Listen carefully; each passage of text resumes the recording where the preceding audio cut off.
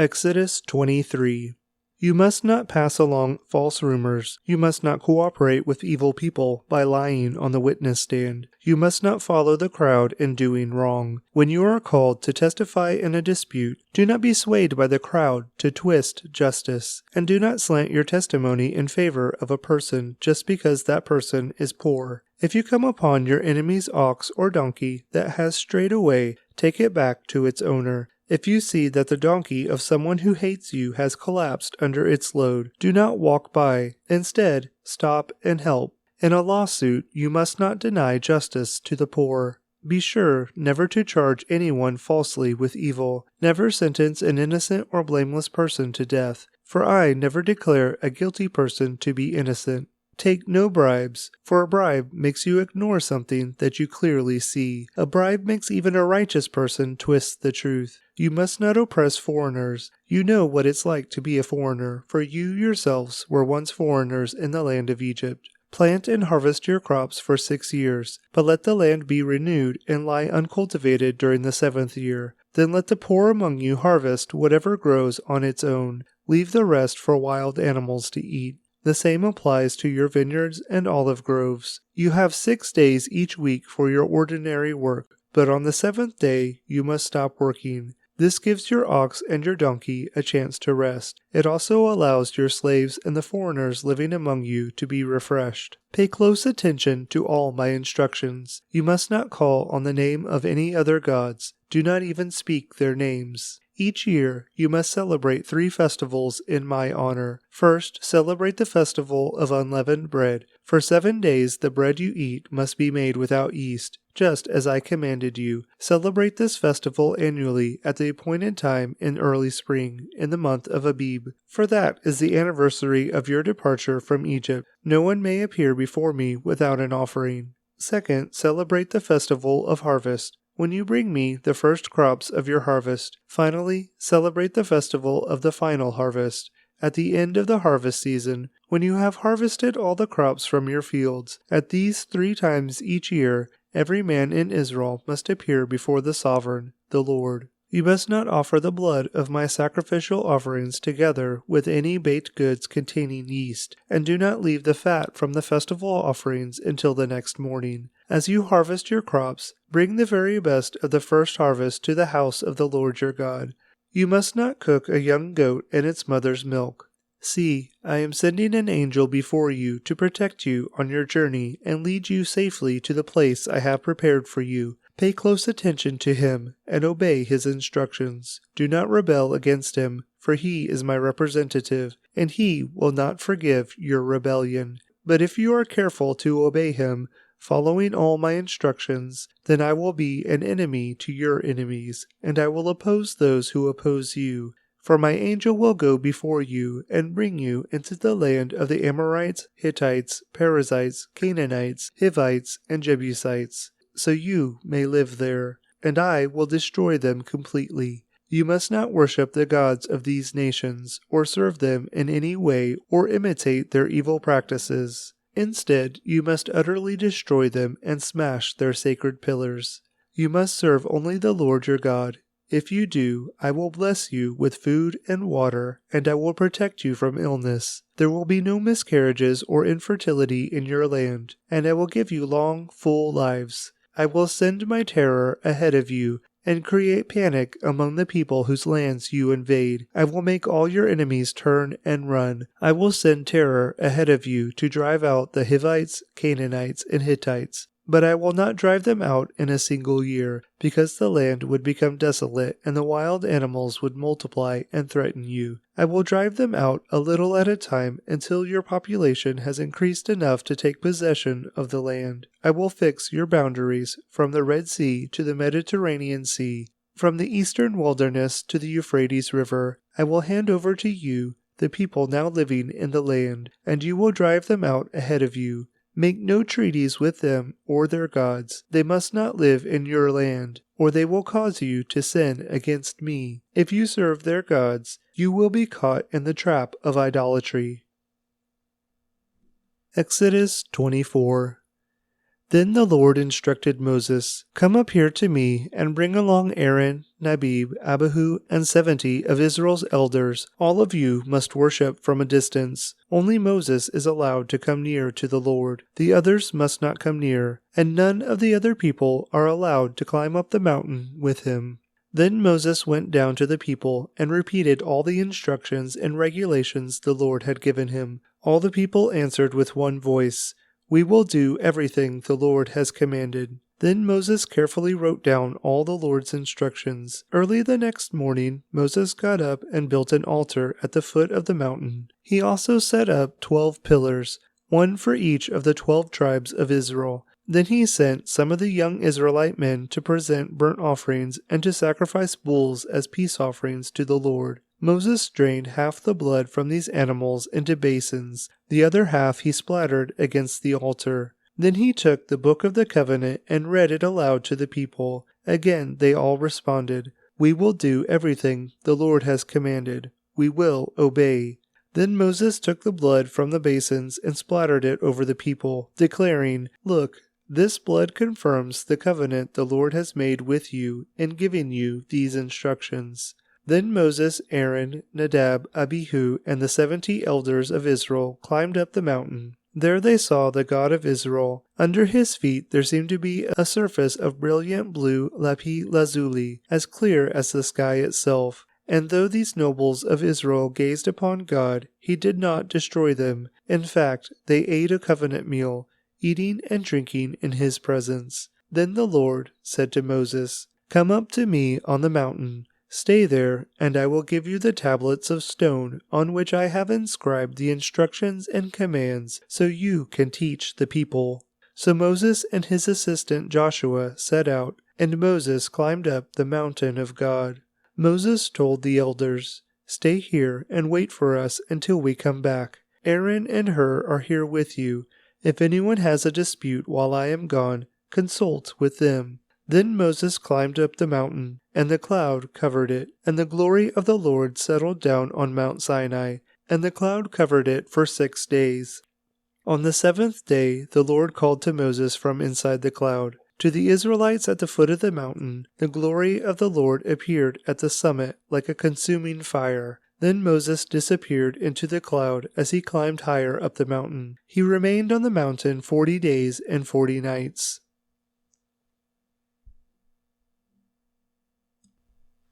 Exodus 25.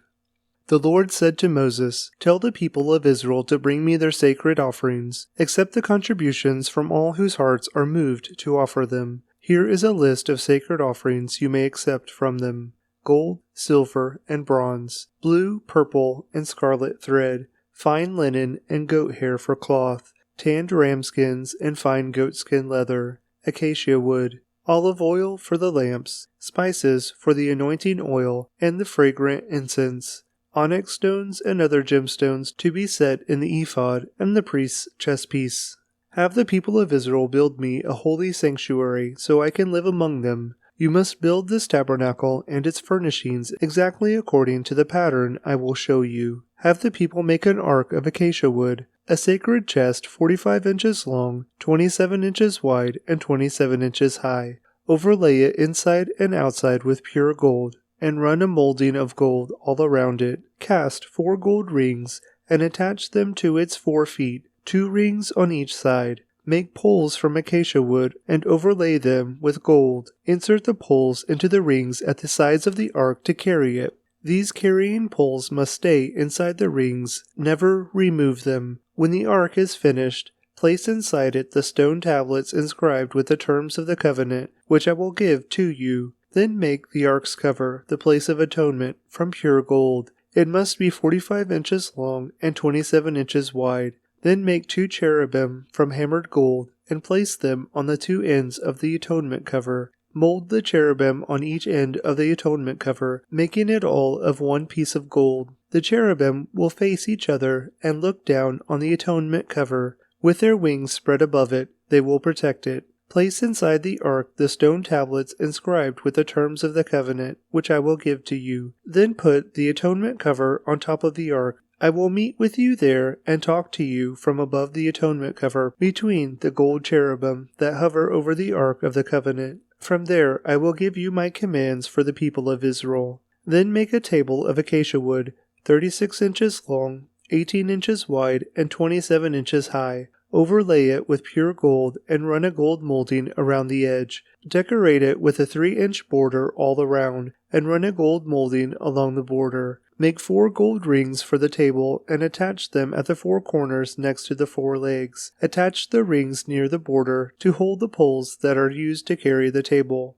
Make these poles from acacia wood and overlay them with gold. Make special containers of pure gold for the table, bowls, ladles, pitchers, and jars, to be used in pouring out liquid offerings. Place the bread of the presence on the table to remain before me at all times. Make a lampstand of pure hammered gold. Make the entire lampstand and its decorations of one piece, the base, center stem, lamp cups, buds, and petals. Make it with 6 branches going out from the center stem, 3 on each side. Each of the 6 branches will have 3 lamp cups, shaped like almond blossoms, complete with buds and petals. Craft the center stem of the lampstand with 4 lamp cups, shaped like almond blossoms, complete with buds and petals. There will also be an almond bud beneath each pair of branches, where the 6 branches extend from the center stem. The almond buds and branches must all be of one piece with the center stem, and they must be hammered from pure gold. Then make the 7 lamps for the lampstand, and set them so they reflect their light forward. The lamp snuffers and trays must also be made of pure gold. You will need 75 pounds of pure gold for the lampstand and its accessories. Be sure that you make everything according to the pattern I have shown you here on the mountain. Matthew 25.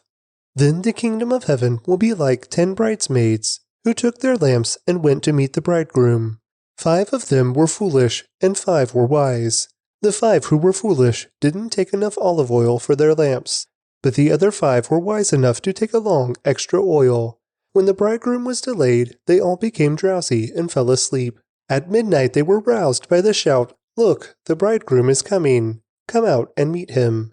All the bridesmaids got up and prepared their lamps. Then the 5 foolish ones asked the others, "Please, give us some of your oil, because our lamps are going out."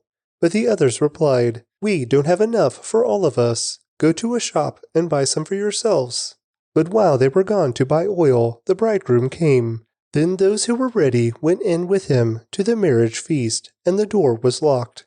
Later, when the other 5 bridesmaids returned, they stood outside, calling, "Lord, Lord, open the door for us." But he called back, "Believe me, I don't know you. So you too must keep watch, for you don't know the day or hour of my return."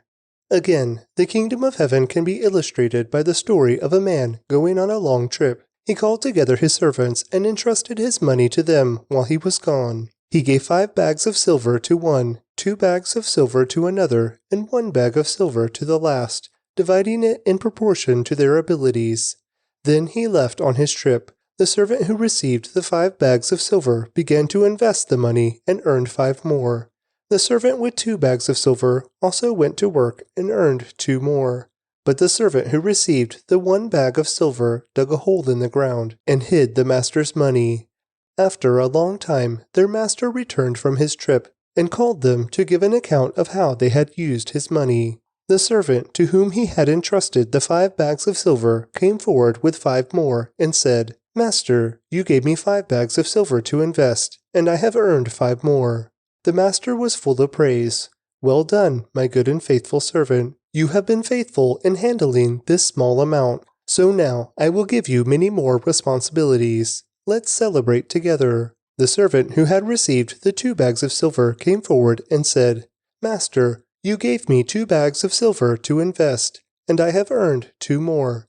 The master said, "Well done, my good and faithful servant. You have been faithful in handling this small amount, so now I will give you many more responsibilities. Let's celebrate together."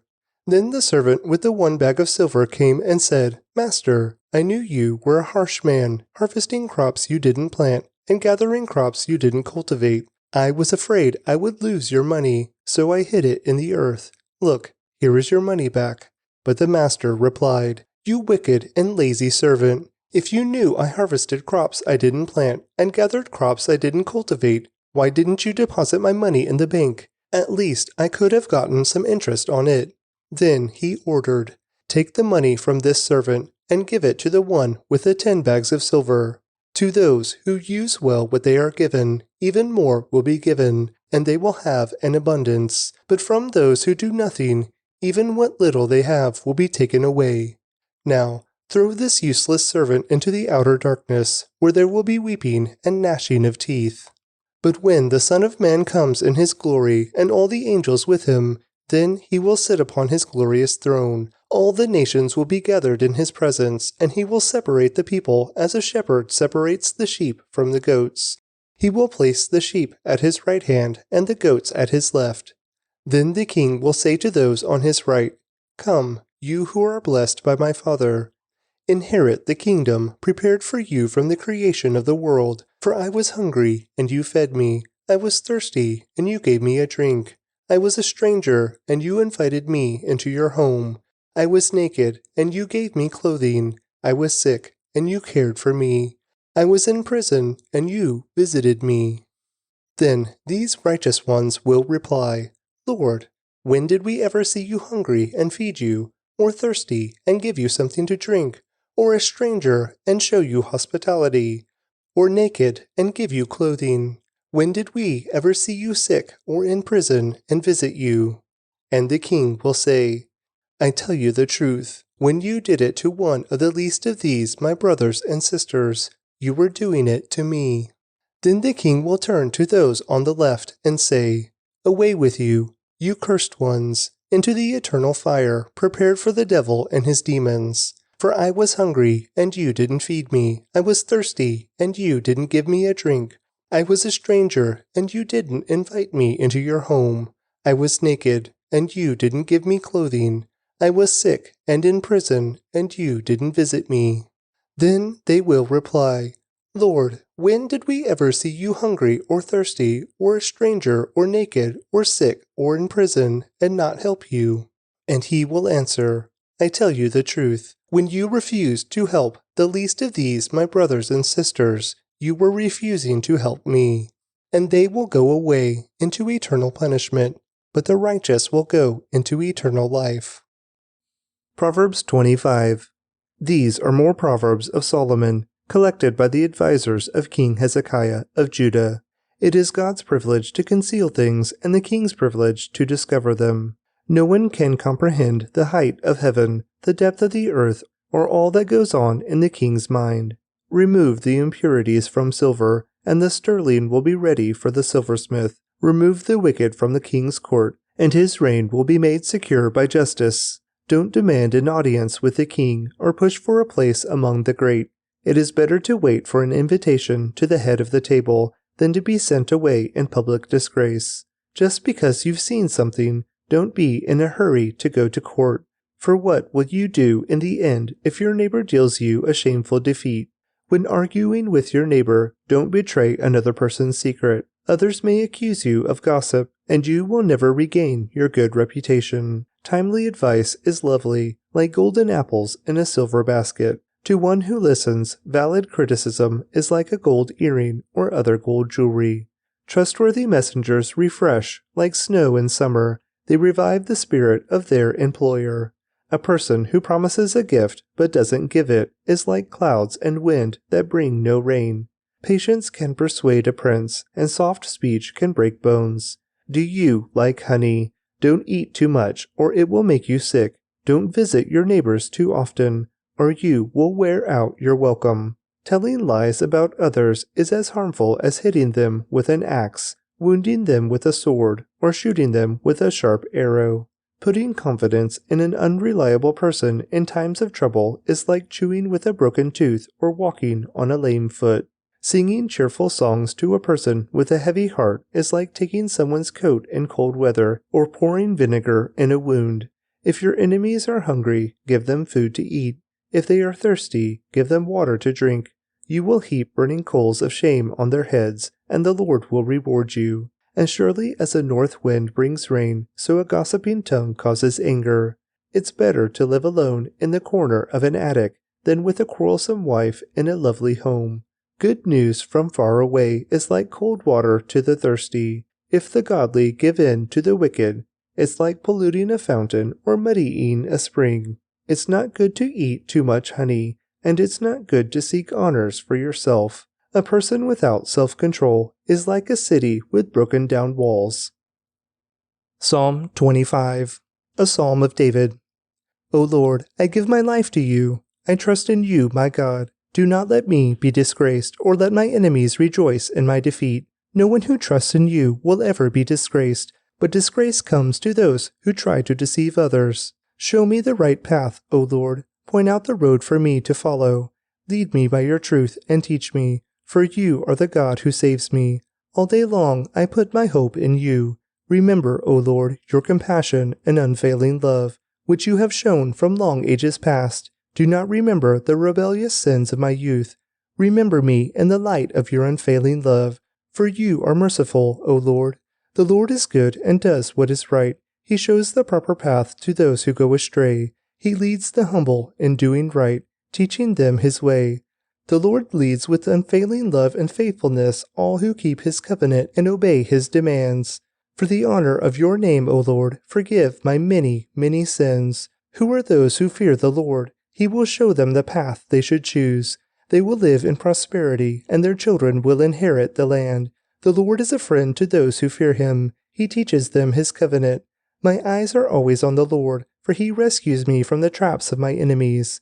Turn to me and have mercy, for I am alone and in deep distress. My problems go from bad to worse. O save me from them all. Feel my pain and see my trouble. Forgive all my sins. See how many enemies I have and how viciously they hate me. Protect me. Rescue my life from them. Do not let me be disgraced, for in you I take refuge. May integrity and honesty protect me, for I put my hope in you. O God, ransom Israel from all its troubles.